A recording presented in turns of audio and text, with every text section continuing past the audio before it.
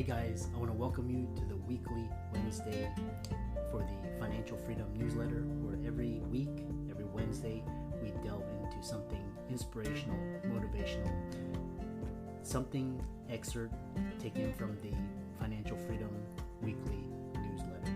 Wherever you are, if you're listening on Spotify, on iTunes, Google, be sure to click the like, subscribe, share, comment. And without ado, let's get into the show. Welcome everybody to this week's podcast episode for the Financial Freedom Podcast. And I'm your host, Dr. Christopher Liu. I talk about 4 different types of freedom: time, financial, location, health freedom. And I'm always looking for entrepreneurs, influencers on the cutting edge, changing the world. So today we have Collette Portis, and she's actually the CEO and master business coach, and she's a award-winning author and business owner. So today's talk is going to be all about business growth, timeless wisdom and gems, and entrepreneurial success. So with that, thanks so much for coming onto the show, Collette. Thank you for having me, Christopher. Yeah, I know we had connected through Podmatch. You, like I said, tell the audience more about your story and your background, and we'll get started. Yeah. Again, thank you for having me on the show. I am first the mother of the most amazing 25-year-old dude in the world. So that's my first work. And secondarily, I'm a serial entrepreneur, business owner. I am an award-winning master business coach. My job every day is supporting those who are crazy enough to step out on their dreams and spend their days moving that idea forward. And so I started this work 30 years ago at the ripe old age of 16 while I worked for the federal government. And it just so happened that my school was teaching me Microsoft Office, and nobody in the building in the federal government really knew it. And my boss's job was to train reservists and get them ready for the field and deployment and all of that. And I just happened to know what he didn't know. And chance would have it, I got to teach, and then I got to coach and tell them how to deploy this technology in their squadrons and things like that. And so that's how it happened. It's all crazy, but that's what happened. What's one that's really, so everybody has to get started from somewhere, and I love people stepping out of their comfort zone and their boundaries and really growing. In the end, entrepreneurship is all about growing and making an impact, and it takes courage. So kudos to you. What kind of broad topics is first thing is you've been a CEO, and what are some of the characteristics and traits that make a successful CEO? I think a great CEO, one of the first characteristics, and not just CEO. I mean, if you're a business owner, if you're an entrepreneur, what makes you a great business owner, a great entrepreneur, a great founder is first that you have to care about people. And you have to understand and know the value of people. There's no one person on earth that's ever done anything great without people, without other people. It's impossible to exercise your greatness. One of the core values at my company is an African concept called Ubuntu. And what that means is I am great because you are, and I am because you are.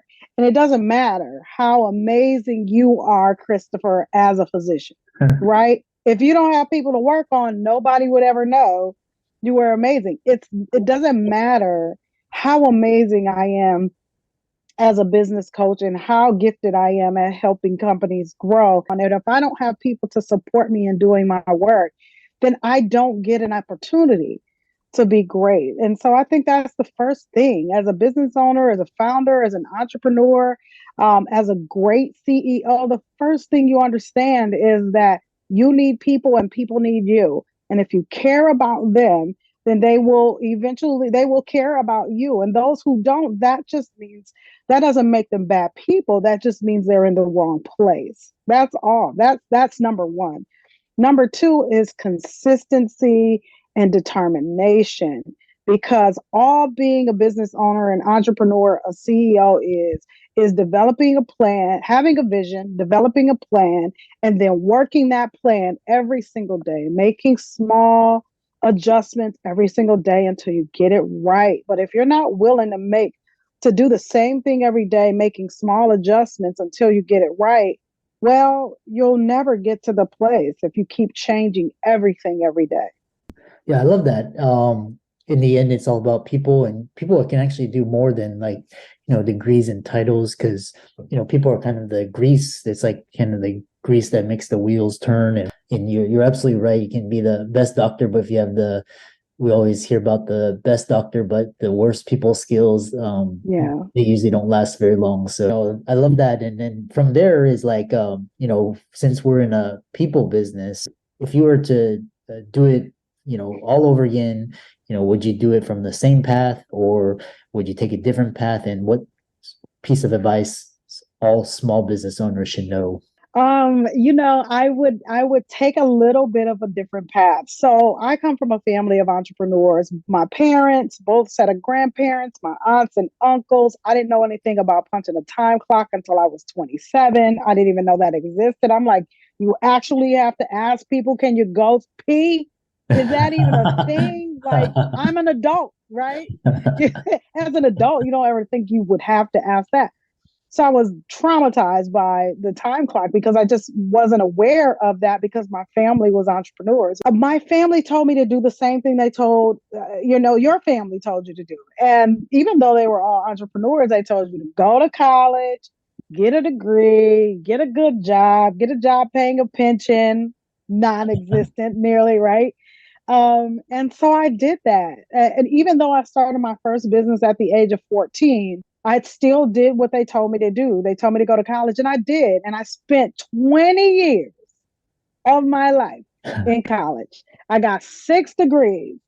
Overkill. Nobody needs 6 degrees. But I can't think of anything that means that you need 6 of them. And so I did that. And if I had it to do it again, I probably would have I know I would have gotten my associates. I might have gotten my bachelor's, but after that, I would have stopped. Listen, doc, you need the doctorate. I don't need that, right? It's not necessary for me to do the work that I do. And I've been doing this work since I was 16 years old, and I was really, really great. And that doesn't mean that college didn't teach me or add anything to it. It did. But when I weigh the time spent and the money spent compared to the value that I get on the back end, the return on investment just isn't that high. So Yeah. that would be the thing I would do differently. I would have started my business. I would have kept going in business as opposed to spending 20 years in college. Yeah. Yeah, it's quite there's talking to a lot of guests, especially entrepreneurs, and a lot of kids are questioning, should they go to college? And, if you have a very strategic purpose for college, or, it can't be just something that everybody does, kind of like Yes. the rat race and climbing the corporate ladder. So these days you have to be very intentional how you use your steps you take, what decisions you make, and sometimes that means going against the grain, going against what society says. So the other thing is, so really interesting, because I love these kind of like timeless wisdom. What are 3 key takeaways for any person looking to become an entrepreneur? Well, first things first. Listen, okay, so I'm just going to tell you, I'm going to get on my soapbox just a little bit, but I'll control myself. One of the things that is really paining me as of late, maybe the last 3 years or so, is this idea that if you don't have money, or you're impoverished, or you need to make money to start a business. So that is so far, that is so not a reason to do it. Most people who start businesses end up in a place where they are challenged for extended periods of time with just taking care of their own basic needs. So if that's already your challenge, starting a business doesn't resolve that. it exacerbates it, right? There's this idea that if you don't have enough, then start a business. No, if you're not willing to commit wholeheartedly, if you can't look at that thing that you're thinking about starting and go, especially if you're thinking about quitting your job, if you can't look at it and go, you know what, I will be homeless to follow this dream. I'm that committed to it. If not, then don't use your family resources for that purpose. Keep your job, work it as a side hustle, right? Until you can get it to a place where it is generating revenue. But people have this idea and this concept of quit your job, go start a business if you want to make money. That doesn't really work that way. And I tell people all the time that starting a business is like having a new kid. For the first 5 years of that kid's life, you don't even expect this kid to make you a bowl of cereal. You don't have that kind of level of expectation of your kid to feed you. But people will start their businesses in 6 months. They expect the business to start buying steaks. The business can't buy steak, nor can it cook you a steak. It's not mature enough to be able to do that. And so we go into this with the wrong expectations. So have the right expectation and know that this, like parenting, is one of the hardest things you will ever do in your life, but you have to be committed to it. I had a coaching session with a client last week, and I said to her, I said, if it meant you needed to feed your kids, would you think about it? She said, no. I said, would you make it happen? She said, yes. I said, well, you have to do the same thing. You have to know that this is like feeding your kid. You have to just go make it happen. You can't let your kid not eat. That's just not an option. You can't let your business not generate revenue. That's just not an option. And nobody goes, you know what? So I'm just not going to feed the kids tonight to make sure that you're okay because I really like you and I really want to see you achieve whatever. Nobody's ever done that. Nobody ever does that, at least not good parents, right? So why would you ever do that in your business? Why would you ever say that the money is not important? Well, food's not important to your kid because revenue for your business is food, right? You would never do that. You would never say, I'm going to only take a half a piece of chicken to feed my 4 children because $20 you're asking me for this. Enough. You would never do that. You're like, if I give you $20, you're going to give me enough chicken to feed these 4 kids. That's what's going to happen. So then when you're looking at the pricing for your business, you cannot price based on your heart.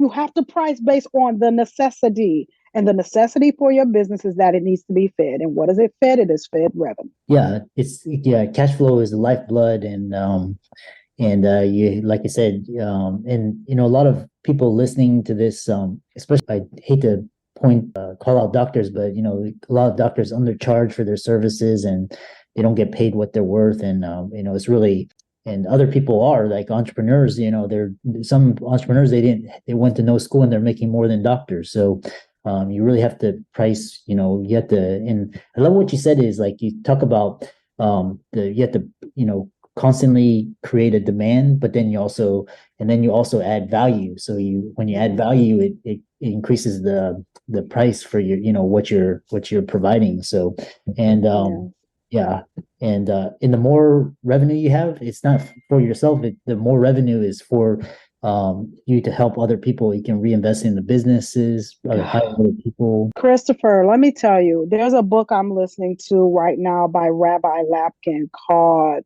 hold on, Thou Shalt Prosper. And oftentimes, the only reason you start a business, become a doctor, things like that, is because you love people, right? You want to help people. Yeah.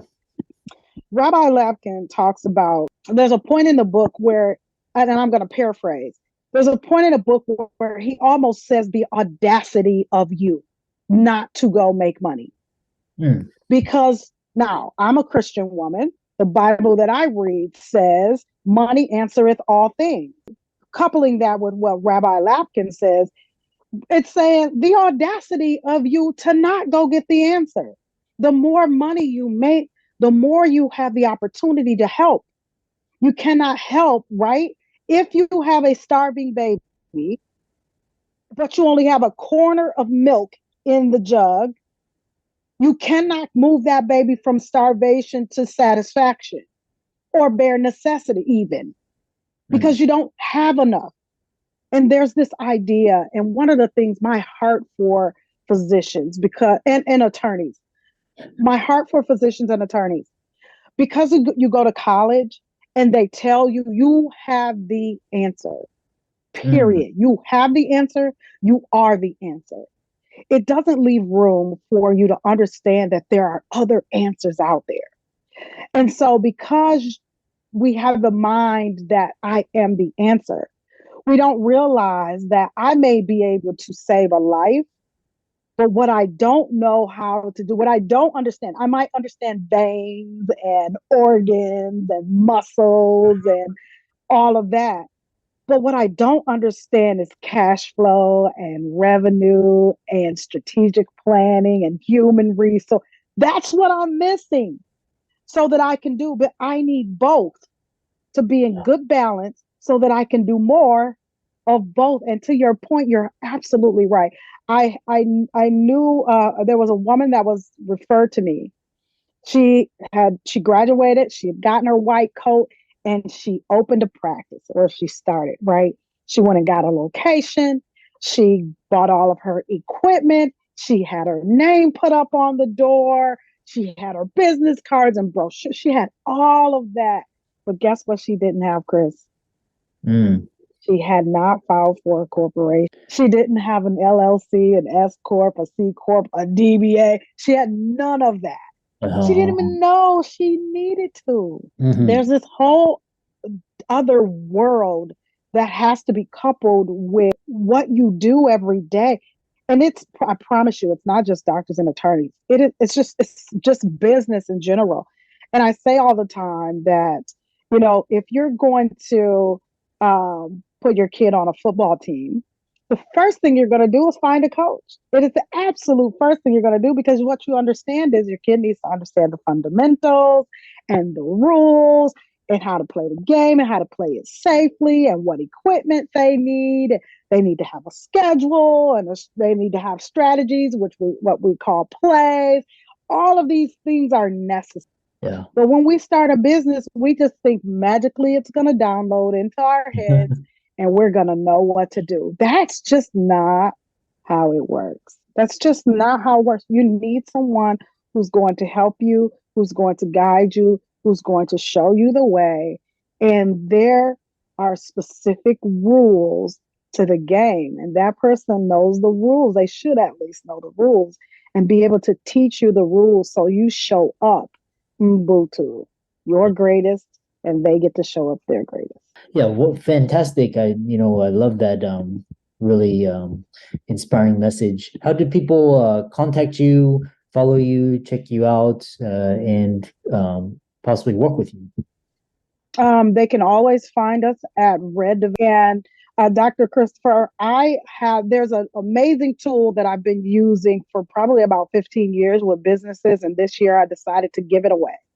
And so it is a free download on our website. It won't be free for much longer, but it's a free download on our website. It's called CEOs Finish Strong. I'm sorry. And what that is the checklist that I use twice a year with my companies to make sure that they are growing and that they have accountability and that they are still moving their companies forward. So if they go to reddevelopmentgroup.com, they can download that. But we're also on LinkedIn, Instagram, Twitter, Facebook. So we're also YouTube. We're also on the social media platforms as well. Yeah. For all the listeners out there, let's thank Collette for a wonderful, fantastic conversation about, business skills and really being intentional about how we apply ourselves today. She's she's all over social media, as well as check out her company, Red Development Group, to check out the free resource. And with that, thanks so much for coming onto the podcast. Thank you for having me.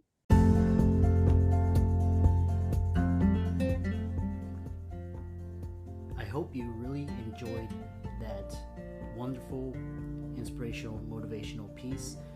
Again, wherever you are listening, if you liked it, be sure to like, comment, share, subscribe. We're on everywhere: Spotify, iTunes, Google, Amazon, Audible. And without much ado, be sure to thank this show's sponsors, and we'll see you next week.